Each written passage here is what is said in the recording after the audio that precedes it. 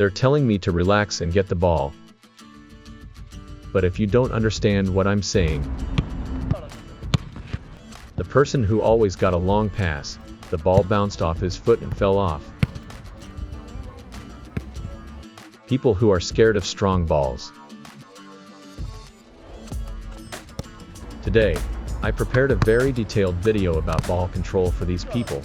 What I'm going to explain today is the principle of ball control, classification according to the part of ball control, classification according to the angle of the ball of control, ball control tutorials and training methods, and ball control in real soccer. Principles of ball control. Perhaps today's content is a new perspective on ball control that we've never really heard of before, and overwhelming detail and quality. Ball control should basically be able to stop the ball well. Whether it's a ground ball or a ball in the air, it basically flies stronger as it goes to the top level. A strong flying ball is easy to bounce off a completely different place if it is touched incorrectly. How do I catch a ball like this and how do I catch it like that? Because what I'm going to talk about now is kinematic. It may be something new that has not been covered in previous ball control lectures. Every moving object has mass and speed. This is called momentum. However, the mass does not change during the game anyway, so in the end, you can accept that a fast speed is a big amount of exercise. And the impact amount can be expressed as the impact force times the action time. And the impact amount can also be expressed as the amount of momentum before the collision, or the amount of change in the amount of momentum after the collision. In the end, the mass of the ball remains unchanged, so it can be seen as the change in velocity.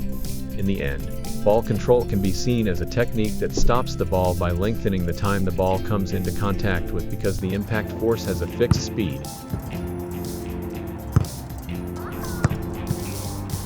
There are several ways to make it work longer. The most basic method is to increase the working time by opening or floating the entire body. In the past, the soccer department taught me that when I touched the ball, my body should be touched slightly floating and the ball should fall together.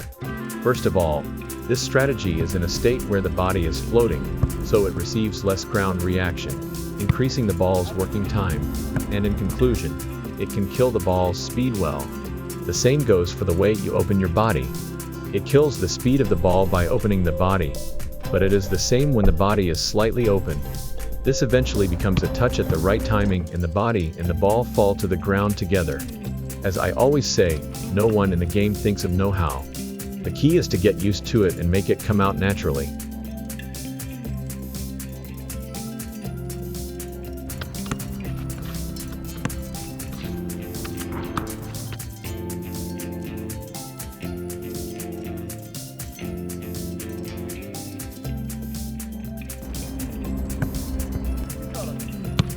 The second method is to increase the working time by using the joints.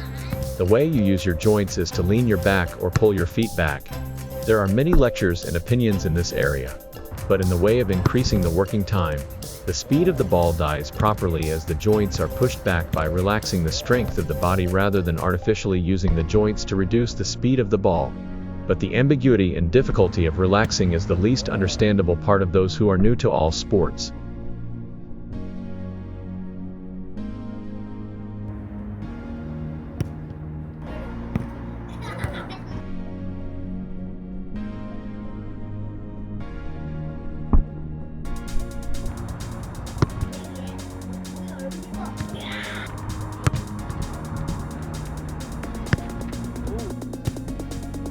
The third way is to make a roof.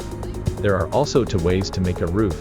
The first way to make a roof is to cover the roof with a ball that bounces a little so that it takes a reverse turn to stand the ball.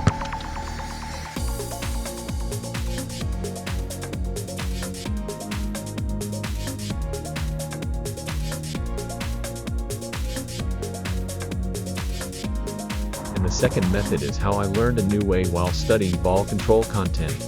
It's a method of touching about 3/4 of the ball so that it gets stuck between the ground and the foots. Anyway, it's a way of primarily killing the speed at the foot and secondly using the ground to reduce it.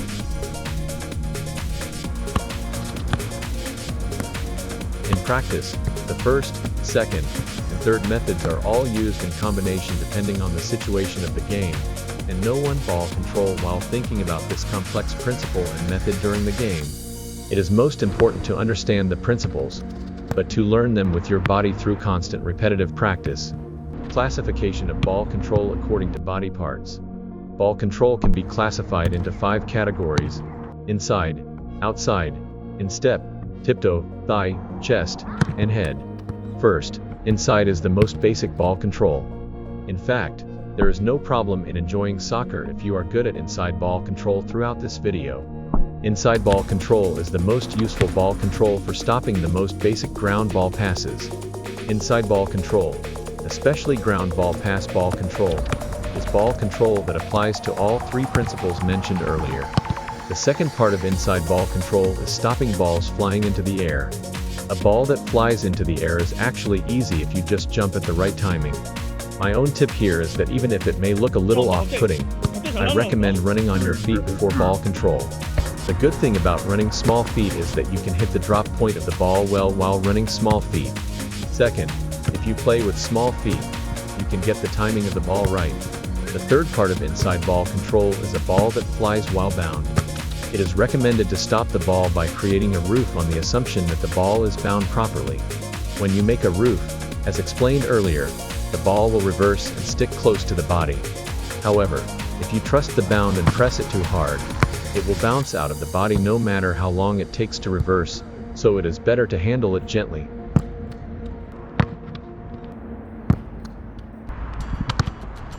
The fourth of inside ball control is similar to the roof I just described, but in a different format. The normal roof ball control style is to press the ball slightly toward the ground when it touches the ground so that the reverse rotation is caught. But the method I'm talking about now is to kill the intensity with a soft touch of the ball that bounces slightly more than the ball when it touches the ground. Next is outside ball control. In fact, outside ball control may not be necessary because all outside control can be controlled with the inside of the opposite foot instead of the outside. And because the inside is actually much more stable than outside ball control.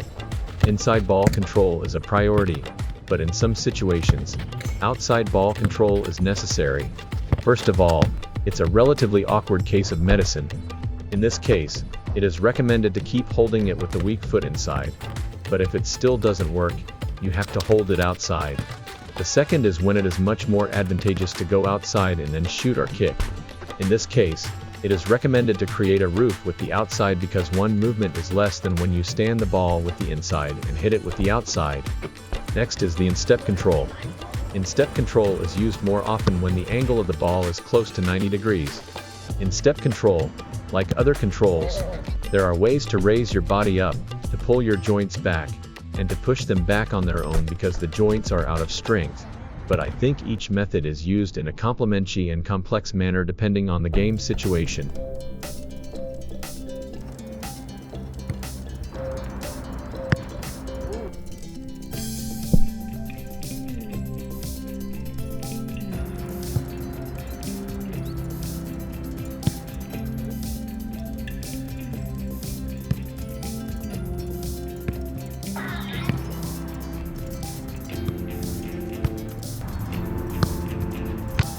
Next is the thighs. Maybe it's because my thighs have a lot of weight, but I think my cheeks don't stick out and stand up well as long as they fit well. The stronger the ball, the more fluffy it is to hit the upper and inner thighs. But the most important thing is to jump and receive it by moving at the right timing and the drop point. Because thighs are not actually mobilized with various joints like feet, fine control is difficult. So rather than adjusting the position of the thigh itself is a fixed value and it's right to change the position of the body. So the small steps are also useful at this time. Next is chest ball control. In fact, it is more advantageous not to use thigh or chest ball control as much as possible during the game in terms of pass connection or ball keeping. Because if you use your thighs or chest, you end up adding another touch with your feet in universal cases. But in actual games, the ball never comes to our taste. So chest ball control is essential. The chest can be divided into 3 major parts first. There's a bone in the chest and there are 2 parts between the shoulder and the center. Bone areas are not preferred for ball control because the ball is likely to bounce off if hit. So it's advantageous to touch it between the shoulder and the center. The chest cannot be controlled in detail, so you have to adjust the position of your body well. Since the chest has only the degree of freedom to lean back in time at best, you should adjust the position of your body and touch it while the ball comes with a small footstep. And at the moment of touch, the jump opens up fine at the right time and falls with the ball after touching. But what is the difference between leaning back at the right time and relaxing and touching your body when doing chest ball control? In my view, these two are actually the same words. In the end, it is the same as absorbing shock by lengthening the action time at the moment of touch. In conclusion, it is important to learn your own timing and method while using the two in combination, and to do so, repetitive training is essential. And apparently non-stop passes using the chest were a difficult skill to see in the 90s when I first started watching soccer. But at some point, it became a very common technique to flick long ball to the chest and make a non-stop pass. It's a very good technique when connecting a ball in an ambiguous position to head non-stop. And it's easier for our team to get it because the ball goes dead in speed than heading.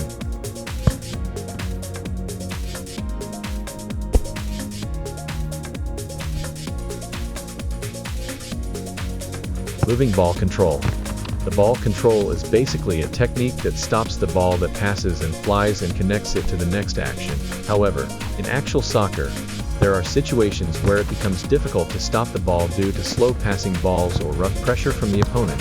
In this case, it is more advantageous to leave the pressure situation immediately with the first touch, or ball control. This simultaneous ball control and touching away from the current position is called movement ball control. As previously classified, moving ball control can also be done with all parts such as inside, instep, toe, outside, thigh, and chest. But the key to successful movement ball control lies in situational judgment and appropriate control. The ball control training methods. Ball control basically requires familiarity with the ball. So I think ball control with a lot of touches per unit time is the best considering only the sensory aspect. So basically, ball lifting training alone is the best training to improve ball control ability alone. However, ball lifting alone makes a difference from the actual game situation.